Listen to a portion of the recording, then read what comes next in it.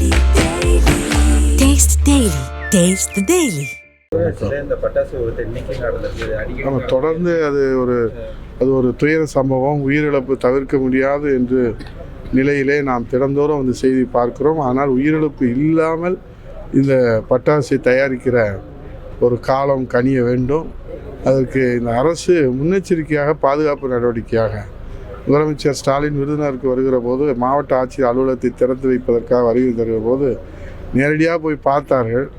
அது பார்த்தீங்கன்னா அது ஒரு ஃபோட்டோ ஷூட் நிகழ்ச்சியாகத்தான் இருந்ததை தவிர எந்த பிரச்சனைக்குமே ஒரு தீர்வு, உண்மையான தீர்வு காணுவதற்கு எனக்கு விளம்பரம் இதில் தான் அவங்க அக்கறை செலுத்துகிறாங்க, கவனம் செலுத்துகிறாங்களே தவிர ஒரு பிரச்சனைக்கு என்ன தீர்வு பார்க்குறது செய்தி, அதை பற்றி ஆய்வு செய்வது செய்தி, ஆனால் தீர்வு கிடைக்கல. இப்போ இந்த 4 ஆண்டில் மட்டும் எத்தனை விபத்து தவிர்க்க முடியாததாக இருக்கிறது.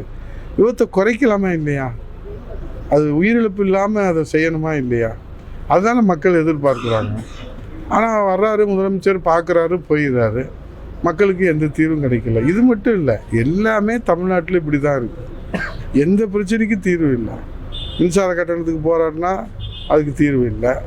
சொத்து வரியை இன்றைக்கி எல்லா பேருமே கஷ்டப்படுறாங்க, சொல்ல முடியாத துயரத்தில் இருக்காங்க. 6% ஆண்டுக்கு 6% எப்படி கட்ட முடியும்? இது எப்படி சாத்தியப்படும்?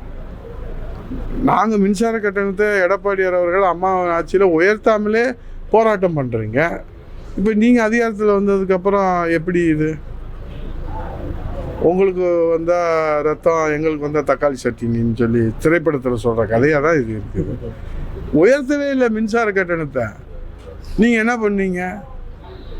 போராட்டம் பண்ணுங்க, ஏற்றாதே மின்சார கட்டணத்தை. இப்போ உண்மையிலே ஏற்றி விட்டீங்க, 3 தடவை ஏற்றி விட்டீங்களே. மாதத்துக்கு ஒரு முறை மின்சார கட்டணம் எடுக்கிறேன்னு சொன்னீங்கல்ல, ஏன் செய்யலை? எதுக்குமே பார்த்தீங்கன்னா ஒரு தடவை 70% நிறைவேற்றிட்டேன், நேற்று சொல்லியிருக்காரு 90% என்ன நேரத்தை நிறைவேற்றுறீங்க? நான் பட்டியலிட்டு சொல்லணுமா? 100 நாள் வேலை 150 நாள் உயர்த்துறேன்னீங்க, ஊதியத்தை உயர்த்துறேன்னீங்க, இளைஞர்களுக்கு வேலை வாய்ப்பு ஆண்டுக்கு 10 லட்சம்னு சொன்னீங்க, 5 ஆண்டுக்கு 50 லட்சம்னு சொன்னீங்க, 1000 தடுப்பணைன்னு சொன்னீங்க, அரசு ஊழியர்களுக்கு 3 லட்சம் வேலை வாய்ப்புகள், அந்த அரசு வேலை வாய்ப்பு கொடுக்கப்படும் சொன்னீங்க. அரசு ஊழியர்களை என்ன சொன்னீங்க? நீங்கள் பழைய ஓய்வூதிய திட்டத்தை தரோன்னு சொன்னீங்க, பகுதி நேர ஆசிரியர்களை நிரந்தரம் பண்ணுறேன்னு சொன்னீங்க, கல்வி கடனை ரத்து செய்கிறேன்னு சொன்னீங்க. இன்னைக்கு எதை செஞ்சுருக்கிறீங்க சொல்லுங்கள்? கேட்டால் 99% Taste the Daily. செய்திகளை உடனுக்குடனும் துல்லியமாகவும் தெரிந்து கொள்ள சப்ஸ்கிரைப் பண்ணுங்க.